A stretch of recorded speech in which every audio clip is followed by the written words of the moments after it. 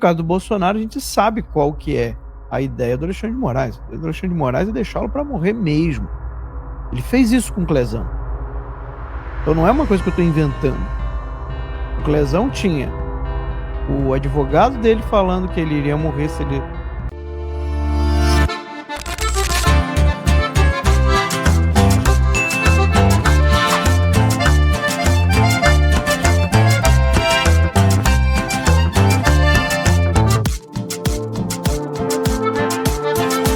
O ingresso para ver este palhaço neste circo que pega fogo é o seu like, é o seu joinha, é o seu gostei, que agora vai se acostumar a acompanhar para viver sem mimimi no lugar do Jornal Nacional, as notícias que a Globo não fala.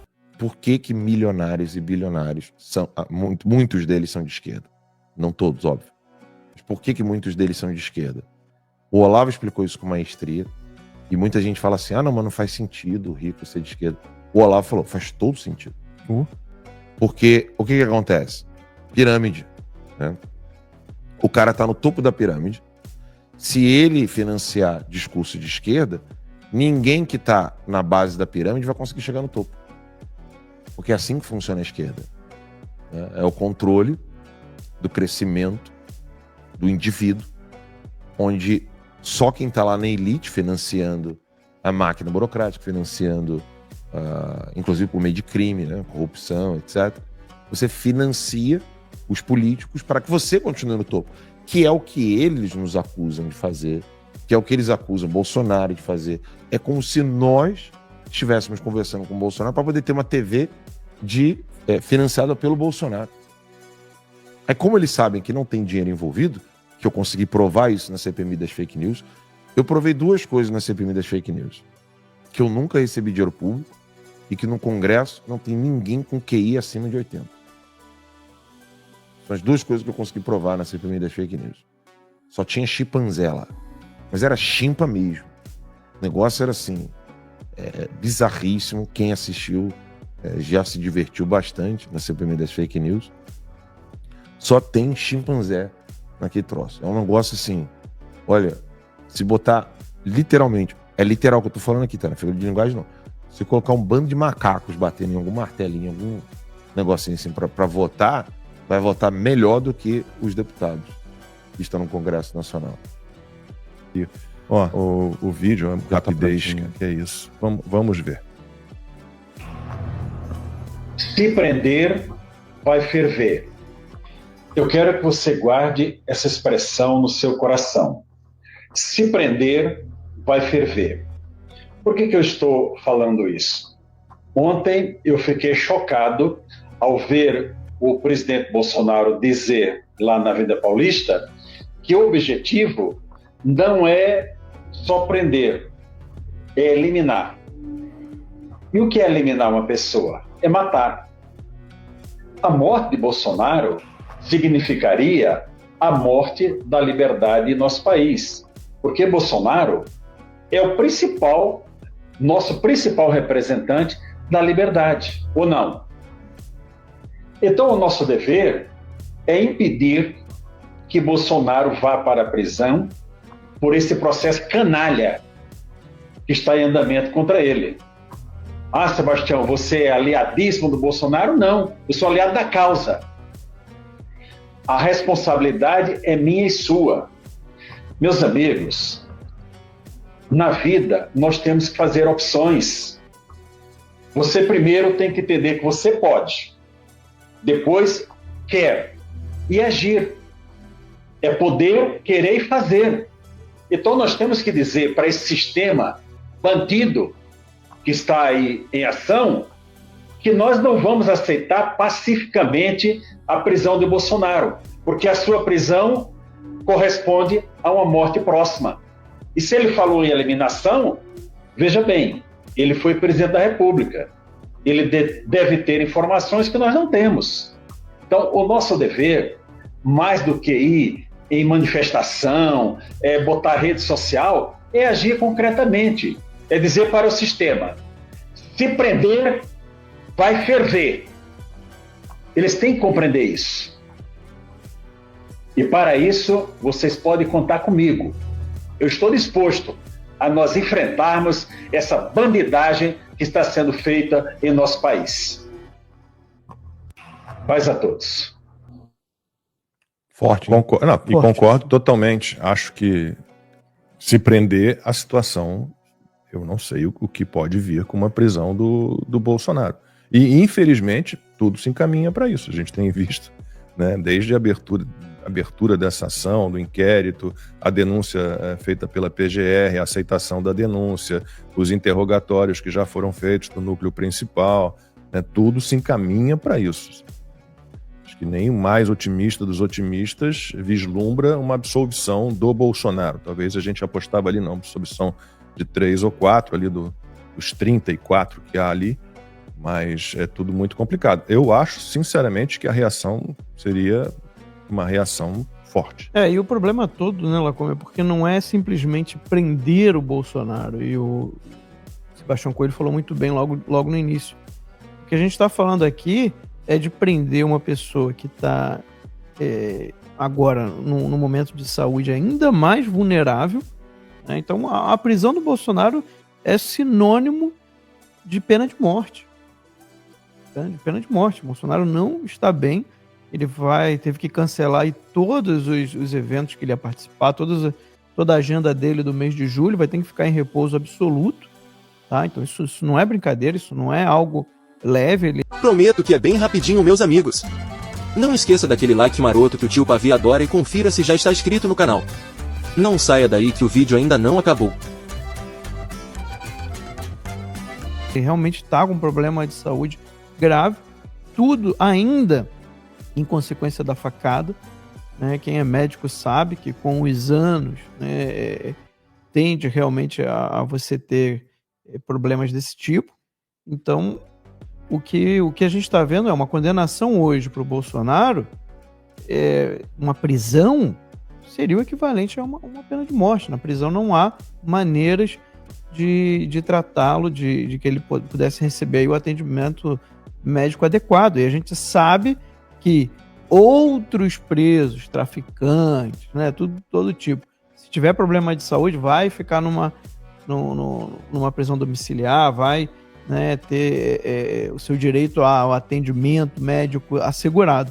E no caso do Bolsonaro, a gente sabe qual que é a ideia do Alexandre de Moraes. A ideia do Alexandre de Moraes é deixá-lo para morrer mesmo.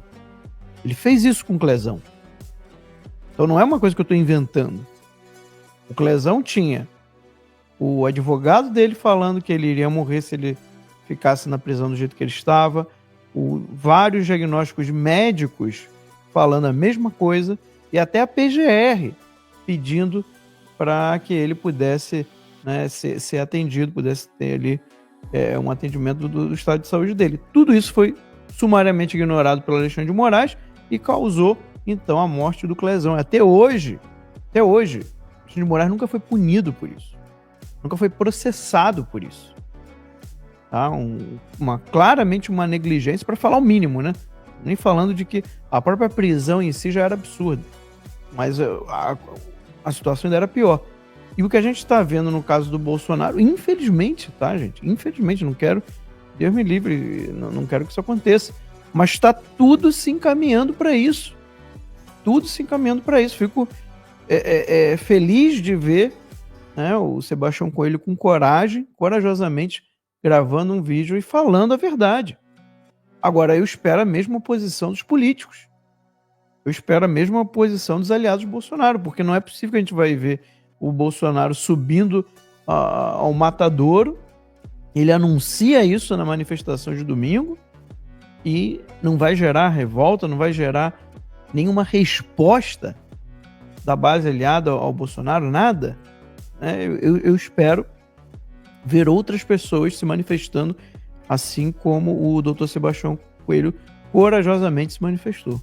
Quer falar alguma coisa sobre o vídeo do desembargador, o estado de saúde do presidente? E aí só algumas informações, já puxando uma subpauta aqui também, que é essa aí que está na tela, né? O indulto prometido a Bolsonaro, porque a gente tem ali alguns governadores como Romeu Zema, e Ronaldo Caiado, que são aspirantes a ser candidato, né, a presidente em 2026. O Romeu Zema de Minas Gerais e o Ronaldo Caiado de Goiás já disseram que se forem eleitos, se forem candidatos, se forem eleitos, pretendem dar um indulto ao Jair Bolsonaro, considerando que ele, nesse jogo de cartas marcadas que eu citei, será condenado à prisão. Já disseram que vão dar um indulto no primeiro dia de governo. E o Tarcísio de Freitas, governador de São Paulo, que também está ali meio que, né, esperando para decidir o que fazer. E parece que Zema e Caiado já estão mais decididos, o Caiado principalmente, já inclusive lançou a pré-candidatura. Mas o Tarcísio de Freitas também já está dizendo aí, em grupos fechados, né, interlocutores estão dizendo que ele tem afirmado constantemente que, se for candidato, parece que não é o desejo inicial dele, se for candidato, se for eleito, também vai dar um indulto ao Bolsonaro. Lembrando que a chance disso acontecer, vindo de qualquer um que seja eleito desse grupo, e que isso seja barrado mais uma vez pelo STF, né, de novo, é sempre uma chance grande, né, infelizmente. Para entender muito do que eu vou falar, é necessário responder a pergunta número 1 que eu vou fazer aqui agora.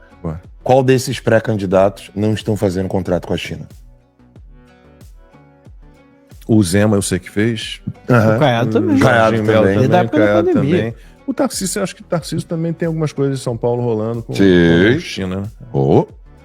Todos os pré-candidatos estão, de alguma maneira, de modo direto ou indireto, com um contrato com a China. Né? Ou seja, abriram seus estados para que o Partido Comunista Chinês pudesse investir. Alan, mas isso é uma afirmação muito genérica, porque a China está em todos os estados. Mas o ponto é, não tem ninguém preocupado com isso.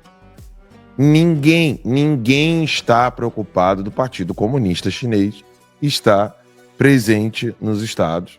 E eles são orgulhosos de que isso esteja acontecendo. Agora, depois da entrevista que o Eduardo deu ao Timeline lá no CPAC, e de tudo que o Eduardo tem falado sobre a China e a aproximação do Eduardo com o Trump, né, e com a administração do Trump, lá na Casa Branca, diga-se de passagem, isso é o que tem deixado desesperado o establishment brasileiro. Eu digo a vocês, sou muito honesto, não há reversão fácil do domínio que a China alcançou no Brasil. Não há. Só que não há reversão, porque o agro está super feliz com isso, nadando no dinheiro, com exportações para a China.